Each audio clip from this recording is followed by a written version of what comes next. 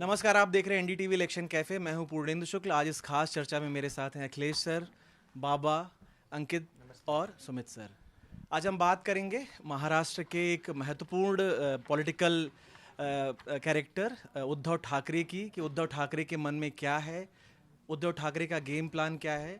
आज ये खबर आई है जिससे उद्धव ठाकरे बहुत नाराज़ हैं। वो खबर ये है कि उनके हेलीकॉप्टर की चेकिंग हुई है उस्मानाबाद में। कल भी उनके बैग की चेकिंग हुई जिससे वो बहुत बिफर गए हैं। उन्होंने इसी इलेक्शन कमीशन के कर्मचारियों से पूछा है कि आप सिर्फ मेरा ही बैग चेक करते हैं या मोदी और शाह का भी आप बैग चेक करते हैं, तो उनकी नाराज़गी है। खैर, हम बात करेंगे उनके गेम प्लान की कि महाराष्ट्र को लेकर के उनका गेम प्लान क्या है, क्योंकि पहले डिमांड थी शिवसेना उद्धव ठाकरे गुट को कि उद्धव ठाकरे का नाम सीएम के पद पर घोषित किया जाए, लेकिन वो सहमति एमबीए के अंदर नहीं बनी। अब खबरें कुछ नेताओं के बयान आ रहे हैं कि जिसकी सबसे ज़्यादा सीट होगी सीएम उसका होगा। अभी सरकार बनी नहीं है, बहुमत किसी को मिला नहीं है, लेकिन इस सीएम को लेकर के बहुत सारे दावेदारी है। चूंकि पुरानी जो एमबीए सरकार थी उसके मुखिया सीएम उद्धव ठाकरे थे, तो अब फिलहाल क्या है सब कुछ उस पर बात करेंगे। अंकित, सबसे पहले आपसे बात करेंगे, आपकी इस पर क्या पहले टिप्पणी? आपने माफ़ कीजिएगा, मेरा थोड़ा गला ख़राब है। आपने जो बोला था कि सरकार अभी बनी नहीं है और सीएम को लेकर चर्चा हो रही है, तो सिर्फ मैं क्वेश्चन के साथ शुरू करना चाहूँगा। हरियाणा में भी ऐसी कुछ हुई थी बाबा। तो हरियाणा वाली जो सिचुएशन है, कांग्रेस शायद उससे पता नहीं कितनी सीख लिया है, उन्होंने वहाँ नहीं लिया है।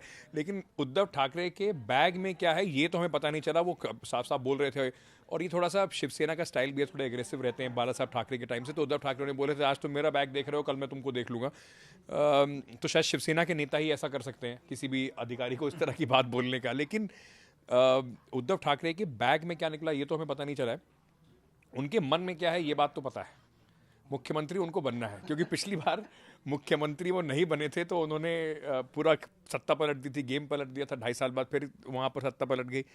तो इस बार आदित्य ठाकरे का भी कुछ दिन पहले का हमारे ही सहयोगियों को दिया एक इंटरव्यू सुनी, उसमें जब ये बात हो रही थी उन्होंने पूछा गया कि सीएम के बारे में बात हुई, तो उन्होंने कहा कि देखिए वो आपस में हम लोग डिसाइड कर लेंगे। पर उनसे जब पूछा कि क्या उद्धव ठाकरे को मुख्यमंत्री अगर पद पे घोषित कर देते तो उससे फ़ायदा होता, तो वो लगातार ये बात कहते हुए नजर आए कि इससे बहुत फ़ायदा होता। तो शिवसेना का जो मुझे लगता है लाइन जो खींची हुई है वो तो तय है। इसमें जो मुझे लगता है बाबा थोड़ी और प्रकाश डालेंगे, क्योंकि कांग्रेस का जो था सबसे ज़्यादा दिक्कत उन्हीं को थी कि उनका किसी का नाम ना डाला जाए। और शायद क्योंकि कांग्रेस सबसे ज़्यादा सीटों पर लड़ रही है, इस वजह से कांग्रेस को लगता है कि ज़्यादा सीटें अगर उनकी निकल गई तो वो मुख्यमंत्री पद के दावेदार वहाँ बन जाएंगे। तो बाबा ये मुख्यमंत्री के खेल में हरियाणा ना बन जाए वहाँ पर।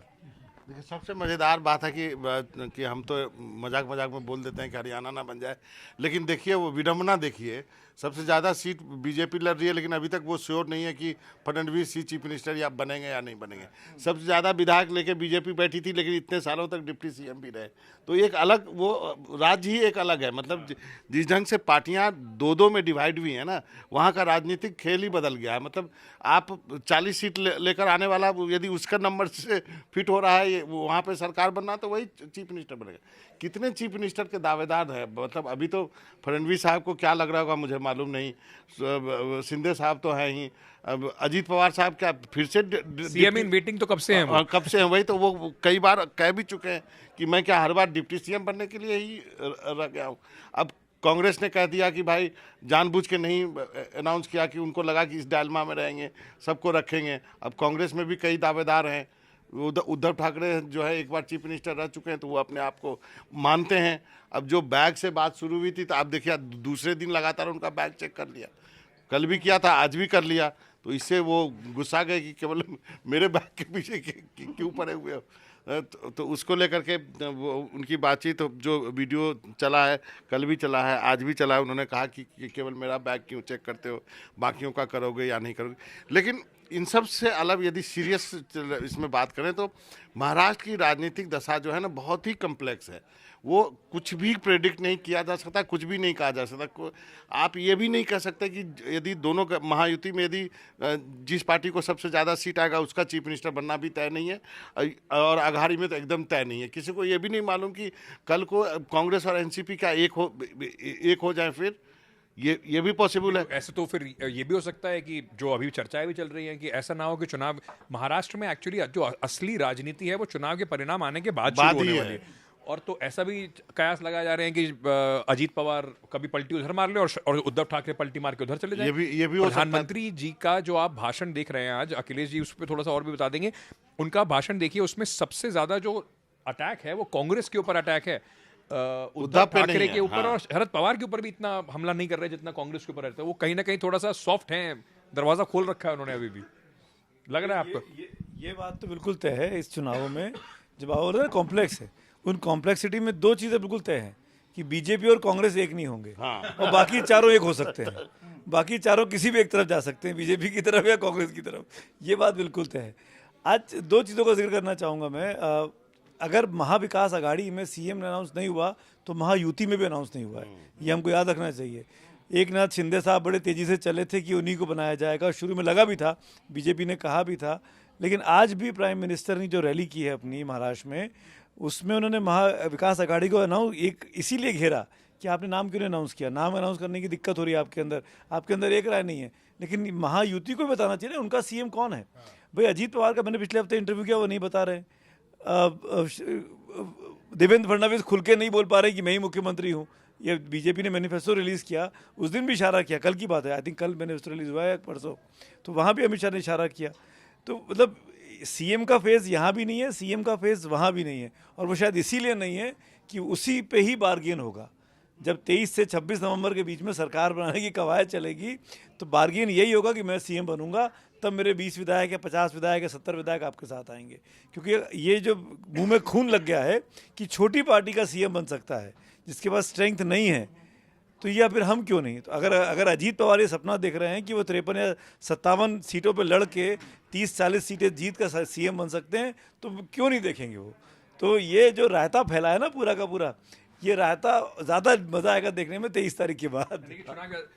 अखिलेश जी, ये जैसे जो इन्होंने शुरू करा था इस सवाल की उद्धव ठाकरे का क्या रोल रहेगा, कितने बड़े कैरेक्टर है, तो क्या मैं एक आपसे सिर्फ ये समझना चाह रहा हूँ कि जैसे मुख्यमंत्री पद की बात है, पिछली बार मुख्यमंत्री पद की बात पे डील टूटी थी, अगर कोई ऐसी सिचुएशन बनती है तो क्या बीजेपी अभी भी के लिए रास्ता ओपन होगा बीजेपी के लिए उद्धव ठाकरे को वापस लेके आने का, अगर वो आना चाहें? नहीं, देखिए राजनीति में तो कुछ भी हो सकता है, इसमें तो कोई इनकार आप नहीं कर सकते। जो बात सुमित ने कही कि बीजेपी कांग्रेस एक साथ नहीं आ सकते, ये बात तो तय है। मुझे लगता है इसमें एक कदम और जोड़ दे, नेता एक दूसरे के आसपास जा सकते आ हैं, जा पार्टियां सकते हैं। आपस में नहीं हो सकती। पार्टियां तालमेल नहीं कर सकती सरकार बनाने के लिए, क्योंकि वो तो दो विपरीत ध्रुव है ना, तो वो तो हो नहीं सकते। लेकिन उसमें हाँ, शरद पवार को भी नाम आपको जोड़ना पड़ेगा। शरद पवार भी बीजेपी के साथ नहीं जाएंगे किसी भी सूरत में, तो ये भी आपको रूल आउट करना पड़ेगा। तो वो दो पार्टियां तो उस गठबंधन में बिल्कुल फिक्स्ड है जो इधर नहीं आएंगी। उसमें एक ही फ्लोटिंग है, वो है उद्धव ठाकरे, क्योंकि वो बीजेपी के साथ बहुत लंबा इतिहास उनका रहा है। लेकिन हाँ, बीच में कड़वाहट बहुत ज़्यादा हो गई है, बहुत ज़्यादा कड़वाहट हो गई है, तो उसके चलते पैचअप कैसे होगा क्या नहीं होगा। लेकिन हम जानते हैं राजनीति में जब एसपी बीएसपी एक साथ आ सकते हैं, बीएसपी बीजेपी साथ आ सकते हैं, बीजेपी पीडीपी साथ आ सकते हैं, तो कुछ भी हो सकता है। लेकिन ये सब कुछ नंबर गेम पे निर्भर करेगा।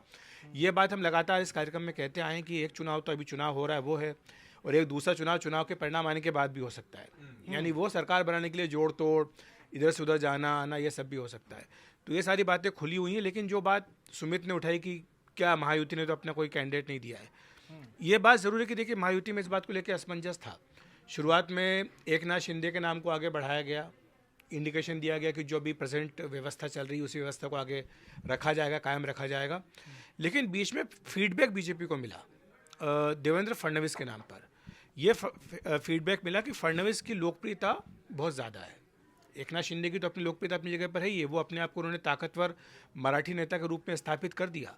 और ये बात जो कहते थे लोग कि शिवसेना तोड़ करके आए हैं तो क्या अपना वर्चस्व स्थापित कर पाएंगे, अपनी ताकत दिखा पाएंगे, नहीं दिखा पाएंगे, तो एक नाथ शिंदे ने काफ़ी हद तक उस चीज़ को तोड़ा है, उस परसेप्शन को तोड़ा है कि वो कुछ नहीं है, पपेट है, ये है वो, ऐसा कुछ नहीं है। जिस तरह से लोकसभा चुनाव के परिणाम आए उसमें भी उनका जो स्ट्राइक रेट रहा, महायुति में सबसे अधिक स्ट्राइक रेट उन्हीं की पार्टी का है। तो ऐसे में उन्होंने अपने आप को साबित किया है, प्रूव किया है। और अभी भी आप जो उनकी लाड़की लक्ष्मी योजना है उसके बारे में जाएं, करीब मुझे कल मेरी बात हो रही थी बीजेपी में किसी से, तो कह रहे थे कि 4 या 5 किस्तें अभी तक पहुंच गई हैं। ये बड़ी बात होती है। प्रॉमिस करना एक चीज़ होती है, प्रॉमिस को डिलीवर करना एक अलग बात होती है। क्योंकि उन्हें पता था कि अगर आप डिलीवर नहीं करोगे तो यही मुद्दा बनता कि आपने घोषणा तो कर दी लेकिन लोगों महिलाओं को पैसा नहीं मिला। तो वो महिलाएं जो कि मनोज जरांगे पाटिल से इन्फ्लुएंस्ड है, मराठी महिलाएं, जो ये सोचती है कि मनोज कहते हैं कि नहीं उस पार्टी को वोट दो जो कि मराठा इंटरेस्ट को करे, सर्व करे, और एक तरह से देवेंद्र फडणवीस के खिलाफ उन्होंने मोर्चा खोला हुआ है।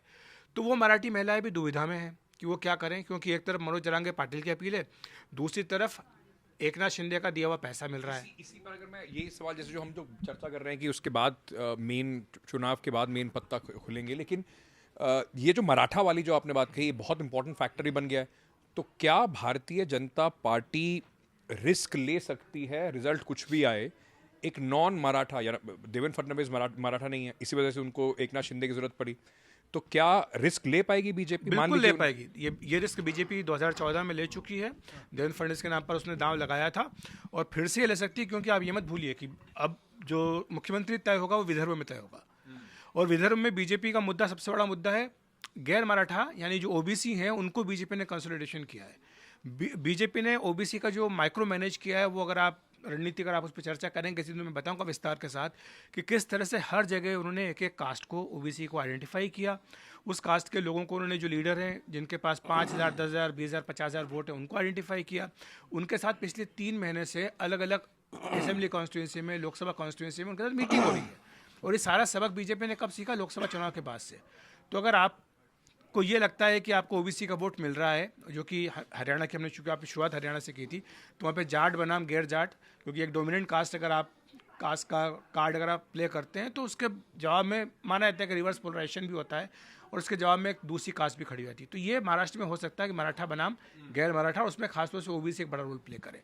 तो ये बीजेपी कास्ट कार्ड भी चल सकती है, और देवेंद्र फडणवीस को बना सकती है, इसमें कोई हैरानी की बात नहीं होगी। लेकिन यहाँ पे लेकिन इसलिए इंपॉर्टेंट है क्योंकि जो डील थी एकनाथ शिंदे के साथ, वो यही थी, वो इसी शर्त पर शिवसेना तोड़ करके आए थे कि मुख्यमंत्री उन्हीं को बनाया जाएगा। यही कारण है कि उस प्रेस कॉन्फ्रेंस में, सब प्रेस कॉन्फ्रेंस से पहले खबर चला थी कि देवेंद्र फडणवीस मुख्यमंत्री बनेंगे, अचानक से बम फूटा कि नहीं, जबकि बगल में बैठे हुए थे, उन्होंने खुद अनाउंस किया कि वो नहीं बनेंगे, एकनाथ शिंदे बनेंगे, और वो मुस्कुरा रहे थे। तो ये कारण इसका ये। और जो बात शुरुआत में इन्होंने पुरनेंदु ने की थी, हेलीकॉप्टर वाली बात, तो उस पर यहाँ पे एक क्लैरिफिकेशन देना ज़रूरी है कि जो एग्रेशन है वो तो उद्धव ठाकरे ने अपना दिखाया, लेकिन चुनाव आयोग की ओर से भी सफाई आई है इस मुद्दे पर। उन्होंने कहा कि देखिए, चुनाव आयोग की ओर से स्पष्ट निर्देश है कि सभी नेताओं के हेलीकॉप्टर की तलाशी होनी है। उन्होंने ये डेट भी बताई है कि लोकसभा चुनाव के दौरान भी ये मुद्दा उठाया गया था, तब 21 अप्रैल को गृह मंत्री अमित शाह के हेलीकॉप्टर की, और 24 अप्रैल को बीजेपी अध्यक्ष जेपी नड्डा के, इन दोनों के हेलीकॉप्टर की बिहार में तलाशी हो चुकी है। तो ये चुनाव आयोग की ओर से स्पष्ट किया गया है। मेरा एक सवाल है यहाँ पे, आप सबसे पहले आप ही से शुरू करते हैं कि यदि मान लिया जाए, ये संभावना हो सकती है कि उद्धव ठाकरे आ जाते हैं महायुति में, तो फिर वो तो उसी शर्त पे आएंगे ना कि चीफ मिनिस्टर बनाओगे, नहीं उद्धव ठाकरे महायुति, तो फिर बीजेपी को क्या मिल रहा है? बीजेपी को क्या गेन हो रहा है? क्या बीजेपी का आदमी जो नेता है वो डिप्टी सीएम के लिए? दो चीज़ें गेन हो रही हैं, एक तो महाविकास आघाड़ी की सरकार नहीं बनेगी, और दूसरा महायुति की अपनी सरकार जो कंटिन्यू करेगी उसमें से। लेकिन ये होगा कि फिर एकनाथ शिंदे शायद उधर चले जाएं, जो भी होगा, तो ये सब कुछ नंबर्स पे डिपेंड करेगा। लेकिन अभी हम जो है सारी बातें हाइपोथेटिकल कर रहे हैं, क्योंकि जब तक नंबर्स आपके सामने नहीं होंगे तब तक ये बात नहीं हो सकती। एक सवाल इसमें मैं और जोड़ दूं, एक सवाल बाबा इसमें जोड़ दूं कि सैक्रिफाइस करने के लिए कौन तैयार है? किसके लिए महाराष्ट्र सबसे ज्यादा जरूरी है कि महाराष्ट्र हमें चाहिए ही सरकार, भले ही हमें सैक्रिफाइस करना पड़े? मैं इसका वो जवाब कौन करेगा? इसका जवाब इसी में देता मुझे हूं, लगता है लेकिन वो पहले जवाब छुपा हुआ है। पहले ये बताते हुए कि वो जो इलेक्शन कमीशन ने जांच की, हेलीकॉप्टर की या बैग की, तो उसमें अगर आपके मन में चोर नहीं है, अगर आपके पास बैग में कुछ गलत सामान नहीं है, तो दिक्कत किस बात की है? चाहे कोई भी राजनेता क्यों ना हो, आप जब ये प्रतिज्ञा लेते हैं कि ईमानदारी से काम करेंगे, सत्यनिष्ठा से काम करेंगे, तो किस बात का डर है? आप इसको पॉलिटिकल इशू बनाइए कि भाई मेरी जांच हुई है तो उनकी भी जांच कराइए, ठीक है, आप करिए, आप रैलियों में बोले जाके आपका हंगामा करें, पर अगर मन में चोर नहीं है तो डर किस बात का, दिक्कत किस बात की है? और जैसे कि अखिलेश जी ने कहा कि सबके हेलीकॉप्टर की जांच होती है, सबके उसकी जांच होती है। अगर आपको लगता है कि चुनाव आयोग ऐसा नहीं कर रहा है तो आप जाइए ना कोर्ट, प्रोटेक्शन मांगिए, देश में सुप्रीम कोर्ट की सुविधा है। खैर, coming back to your question कि भाई कौन किसके लिए ज़रूरी है, मैं अपनी बात को दोहराता हूँ जो हमने इसी शो में कुछ दिनों पहले मैंने की थी कि देश के किसी भी पार्टी के लिए अगर वो महाराष्ट्र में थोड़ा सा भी दम रखती है तो उसके लिए महाराष्ट्र में सरकार बनाना सबसे ज़रूरी है। वहाँ पर पैसा है, वहाँ पर ताकत है, वहाँ पे रसूख है, वहाँ पे गैंग्स हैं, वहाँ पे अंडरवर्ल्ड है, आप उन सब के ऊपर बैठ जाते हैं, आप दी बॉस कहलाते हैं। दिल्ली में बैठ के वो जो रुतबा होता है ना एक, वो नहीं दिखाई देता है। दिल्ली में आप प्राइम मिनिस्टर एकदम से नहीं बन सकते, आपको देश भर का बनना पड़ता है। पर अगर आप महाराष्ट्र का मुख्यमंत्री देखें या राजस्थान का देखें या किसी और प्रदेश का मुख्यमंत्री देखें, तो जो रसूख, जो रुतबा महाराष्ट्र, जो ताकत महाराष्ट्र के सीएम के पास है, वो किसी के पास नहीं है। और बीजेपी ने एक चीज़ और, सॉरी अंकित, एक चीज़ और बोल दूं कि बीजेपी ने इस पूरे खेल को ऐसा बिगाड़ा है ना सर, कि ना जीतेंगे ना जीतने देंगे, ना खेलेंगे ना खेलने देंगे। बीते 5-7 साल की राजनीति देखिए आप, बीजेपी जो नंबर 2 या नंबर 3 की पार्टी होती थी, वो आज नंबर 1 की पार्टी हो गई है। पूरा कन्फ्यूजन क्रिएट हो गया है माहौल में कि कौन किसकी तरफ खड़ा हुआ है, कौन हमारा अलाई है, कौन हमारा अलाई नहीं है। सबसे अधिक एडवांटेज किसको रहा इस अनसर्टेनिटी का? वो भारतीय जनता पार्टी को रहा। बीजेपी का कोर स्ट्रेंथ बना रहा, बीजेपी के बड़े नेता बने रहे, देवेंद्र फडणवीस हो, नितिन गडकरी हो, आशीष शेलार हो, जो भी बड़े नेता थे, राम नाईक सब तो रिटायर हो गए, ये सब बड़े नेता बने रहे। लेकिन बाकी सबके नेता कहाँ हैं?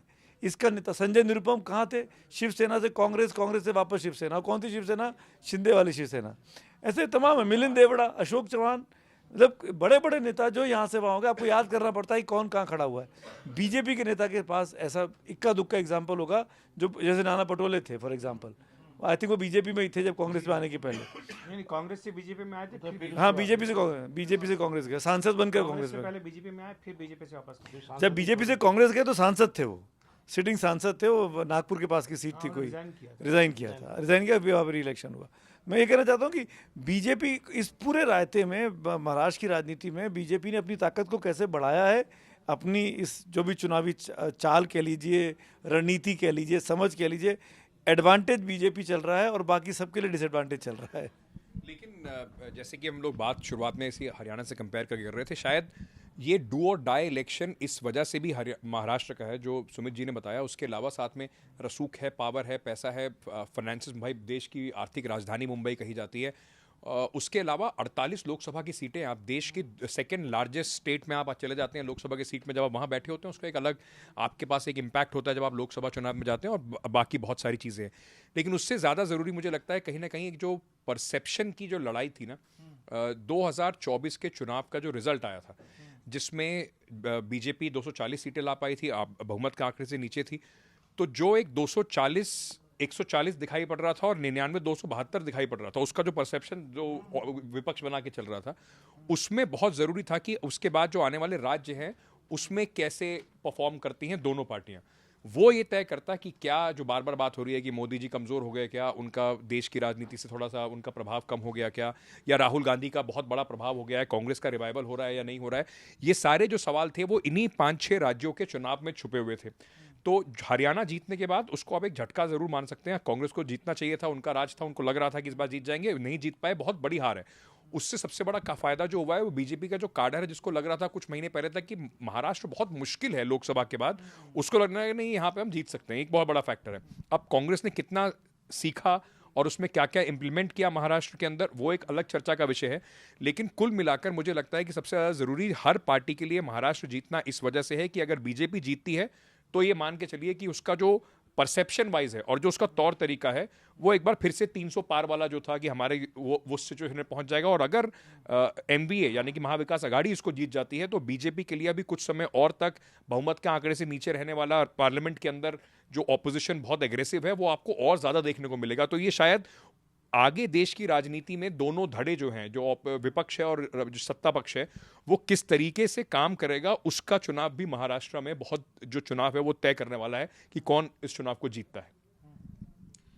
एक बात ये है कि ये तो हम नेता लेकिन हमने शुरुआत क्योंकि उद्धव ठाकरे से की थी, तो मैं एक ये सभी से आप लोग इस पे, उद्धव ठाकरे के लिए सीएम ना बनना किसी भी सूरत में, मान के चलिए कि उद्धव ठाकरे दोनों तरफ से अगर वो इस बार सीएम नहीं बन पाते हैं तो क्या ये मान के चला जाए कि एकनाथ शिंदे का एकाधिकार हो जाएगा शिवसेना जिस भी तरीके से हम उसको जानते थे? मतलब असली शिवसेना की जो लड़ाई बार बार बोली जा रही थी कि वो तय हो जाएगी इस विधानसभा चुनाव में, अगर वो सीएम नहीं बन पाते हैं तो क्या असली शिवसेना फिर शिंदे के हाथ में? देखिए, ये कहा जा रहा है कि जो लोकसभा चुनाव हुआ था उसमें इस सवाल का जवाब मिल गया कि असली एनसीपी कौन सी है। अब इस विधानसभा चुनाव में इस सवाल का जवाब मिल जाएगा कि असली शिवसेना कौन सी है। तो इसलिए ये काफ़ी महत्वपूर्ण है उद्धव ठाकरे के लिए, उनके भविष्य के लिए। जिस तरह से शिवसेना टूटी, क्योंकि शिवसेना के बारे में जो हमारी बातचीत होती थी 3 साल पहले 4 साल पहले यहाँ दिल्ली में, जो मुंबई से शिवसेना के नेता आके बैठा करते थे पार्लियामेंट में, तो बोलते थे कि सवाल ही पैदा नहीं होता।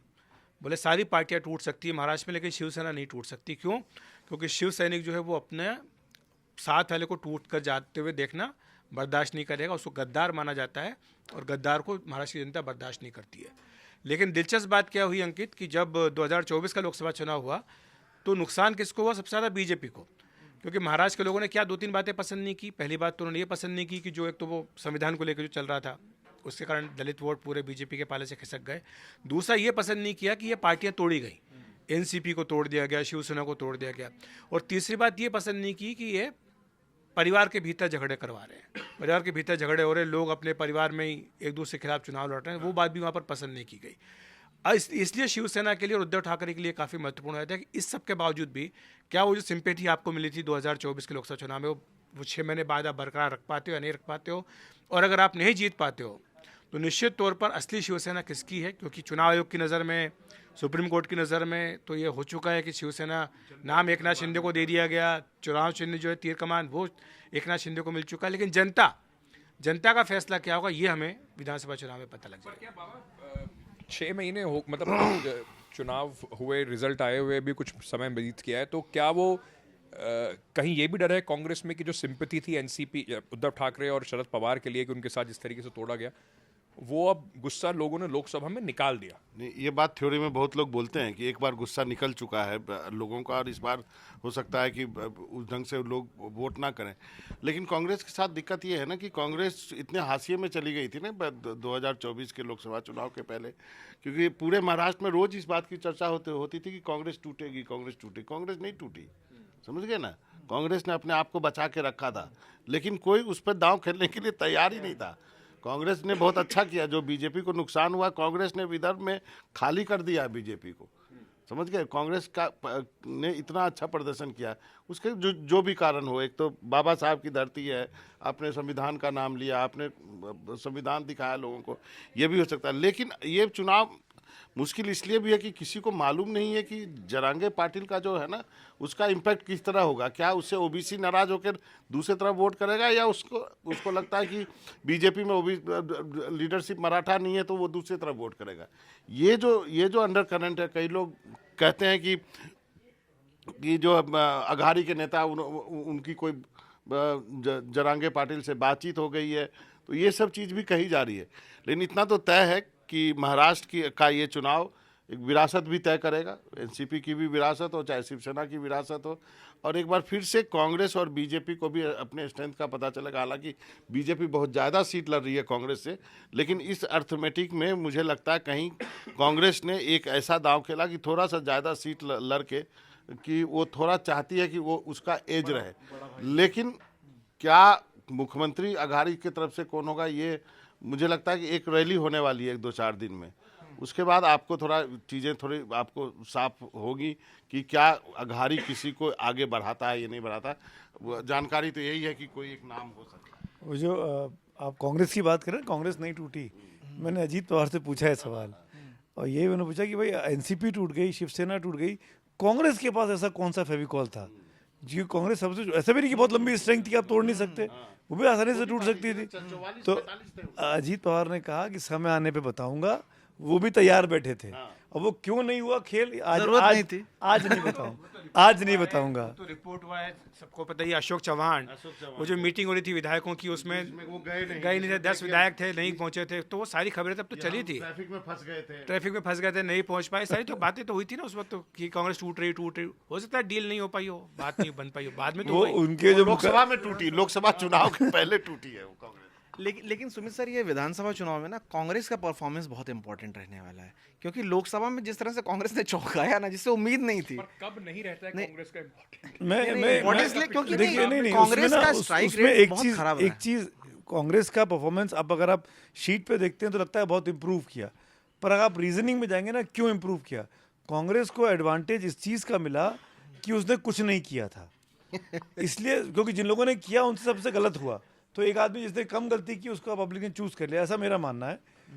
सबसे बेस्ट एग्जांपल है, बाबा ने कहा कि बाबा साहब की धरती थी, संविधान का मामला था, उस धरती पर जो बीजेपी का गढ़ रहा मराठवाड़ा का इलाका, वहां पे कांग्रेस ने इसलिए अच्छा किया, मेरा मानना है, मनोज जरांगे पाटिल की वजह से। मनोज जरांगे पाटिल ने बीजेपी को जम के डैमेज पहुंचाया। जितनी बीजेपी की सिटिंग सीटें वहां हारे, अशोक चौहान साहब की सीट पे सवाल खड़े हो गए जो कि बीजेपी में आए थे। तो लेकिन विदर्भा में कांग्रेस का परफॉर्मेंस उन- जरांगी का तो उन- चलिए मान लीजिए मराठवाड़ा जगहों- एरिया में ज्यादा असर, नहीं तो- विदर्भा में जो कांग्रेस इतना बेहतर प्रदर्शन किया जो उसकी- सीधे बीजेपी को हराया, क्योंकि वो विदर्भा इसी- में तो इस- कांग्रेस बनाम बीजेपी की लड़ाई ज्यादा है। आदिवासियों का फायदा पहुंचा ना, वही तो जो 400 वाला नारा दिया था।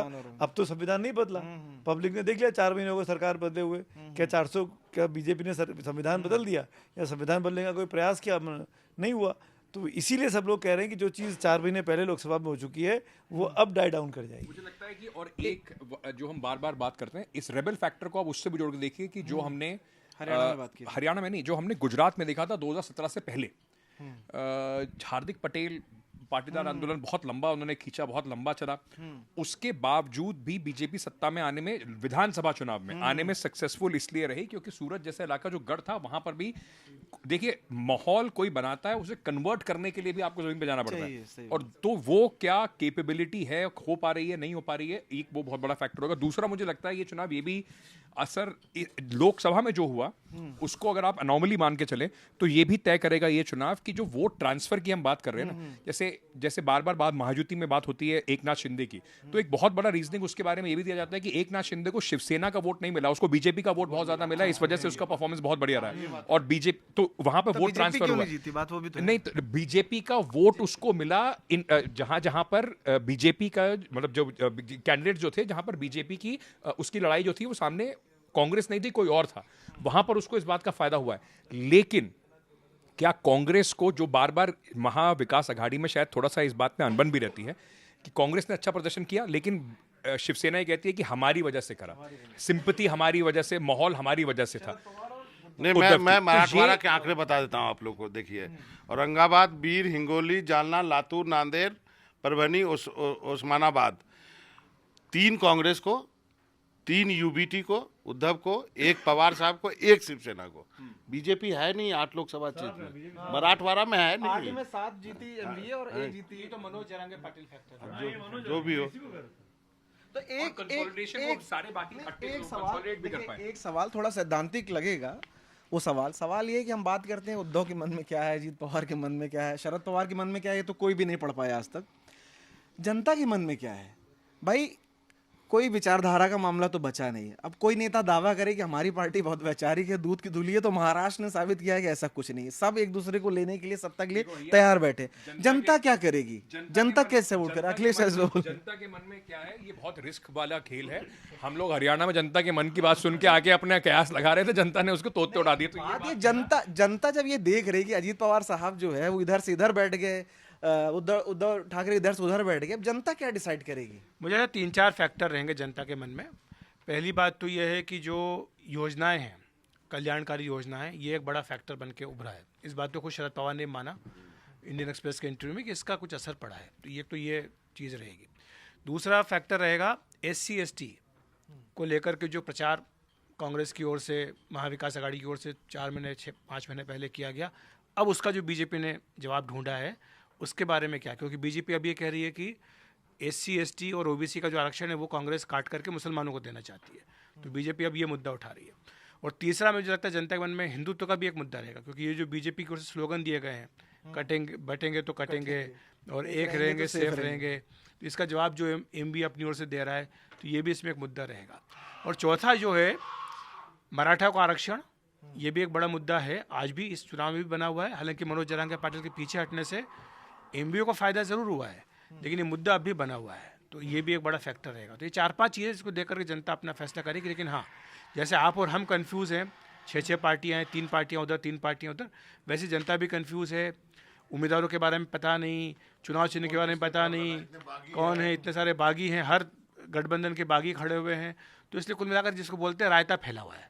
अब रायता फैला हुआ है, इसमें देखना होगा जनता इसमें कैसे चूज करती है। हालांकि जनता बहुत समझदार होती है, हर बार मतलब ये है कि नेक टू नेक ही मान रहे सब लोग, क्लोज नेक टू कॉन्टेस्ट नेक की बात छोड़िए, हम तो कहते हैं कि अभी तक तो कितने बागी हैं, 13 तो चुन के निकाले हैं भाई साहब। मतलब एक पार्टी यदि 13 निकाल रही हो तो कितने को तो बचा लिया होगा कि भाई साहब बैठा लिया, तो किधर कौन किधर वोट काटेगा ये कहना मुश्किल है। और वहाँ पर जो परसेंटेज कम हुआ ना, जो हरियाणा में कितना 0.6%, आप तो ये सब 0.8%, तो उतने में खेल हो जाएगा वहाँ भी।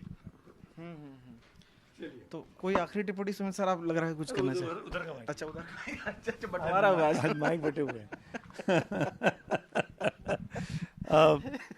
आपने शुरू किया था उद्धव ठाकरे के मन में क्या है, अब जनता के मन में क्या है इसे खत्म कर रहे हैं। जनता के मन को देखिए, जनता के मन को पढ़ पाना आसान काम नहीं है, वो भी जब इतने सारे लोग लड़ रहे हो।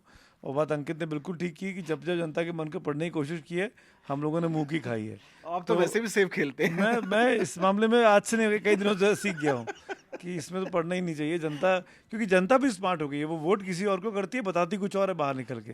तो ये हाँ, तभी अमेरिका में भी फेल होने लगे। अमेरिका में भी फेल होने लगे। सही बात है, ट्रम्प की इतनी बड़ी जीत होगी किसने सोचा था। खैर, तो उद्धव ठाकरे के मन में क्या, उद्धव ठाकरे के मन में सिर्फ एक ही चीज़ है जो मुझे लगता है, बीजेपी ने पिछली बार उनको मुख्यमंत्री उनके हिसाब से नहीं बनने दिया और वो मुख्यमंत्री बनने से रह गए। फिर बीजेपी ने शिवसेना को तोड़ा और उनसे कम विधायकों वाली पार्टी के व्यक्ति को, एक नाथ शिंदे को मुख्यमंत्री बना दिया। तो ये जो मन में टीस है, ये जो मन में बीजेपी को लेकर उलझन है, ये तभी दूर होगी जब बीजेपी उनको कहे कि आप आके मुख्यमंत्री बन जाइए और बीजेपी उसके साथ डिप्टी सीएम बन जाए। अगर इस तरफ से इधर सरकार अघाड़ी के पास नंबर नहीं आते हैं, तब की बात कर रहा हूँ मैं। अघाड़ी के अगर नंबर आ गए तो मैं ये मान के चलता हूँ, मेरा अपना मानना है कि उद्धव ठाकरे ही सीएम होंगे, क्योंकि शरद पवार को भी उद्धव ठाकरे पसंद है। कांग्रेस भी बहुत आपत्ति नहीं करेगी, क्योंकि बीता जो उनका 2.5 साल का टेन्योर था उसमें कांग्रेस संतुष्ट थी ऑलमोस्ट। कांग्रेस के लोग मंत्री बने हुए थे, कहीं कोई आवाज़ नहीं उठ रही थी, और कांग्रेस के पास उस स्टेचर का, जिसका राज्य भर में एक्सेप्टेबिलिटी हो, कोई नेता भी नहीं बचा। एक पृथ्वीराज चौहान साहब को अगर छोड़ दें तो कांग्रेस के पास उस स्टेचर का नेता भी नहीं बचा है कि कोई उद्धव ठाकरे को चुनौती दे। तो इधर के अगर नंबर आए तो उद्धव ठाकरे सीएम बनेंगे। भी तो दावेदारी, नाना पटोले के साथ एकमात्र जो मुझे लगता है दिक्कत आएगी कि वो उन्होंने पार्टी स्विच की है बीच में। उनका ट्रैक रिकॉर्ड बीच में ना एक बैरिकेड आ जाता है कि आप बीजेपी में चले गए तो फिर लौट के कांग्रेस में आए, जो एक दिक्कत आ सकती है। भले राहुल गांधी को पसंद है, लेकिन कांग्रेसियों के लिए बहुत मायने रखता है इस तरह के फैसले करना। अंत में अगर महायुति की सरकार बनी और बीजेपी ने ऑफर दिया कि आप इधर आ जाइए, तो शायद ये बात साबित करने के लिए कि भाई आपने 5 साल पहले वादा तोड़ा था, तो ठाकरे साहब इधर आ सकते हैं, ये मुझे लगता है। तो हाँ, कोई ये, हाँ, मतलब हालांकि उनका उन्होंने कहा कि बीजेपी कहती है ऐसा कोई वादा नहीं था। तो एक चुनाव तो महाराष्ट्र का होगा 20 नवंबर को, 23 नवंबर को रिजल्ट आएंगे, उसके बाद एक दूसरा चुनाव होगा, कौन बनेगा मुख्यमंत्री, और वो शायद सबसे बड़ा चुनाव होगा। आज की चर्चा में बस इतना ही। कल किसी और विषय के साथ मिलेंगे, तब तक के लिए धन्यवाद।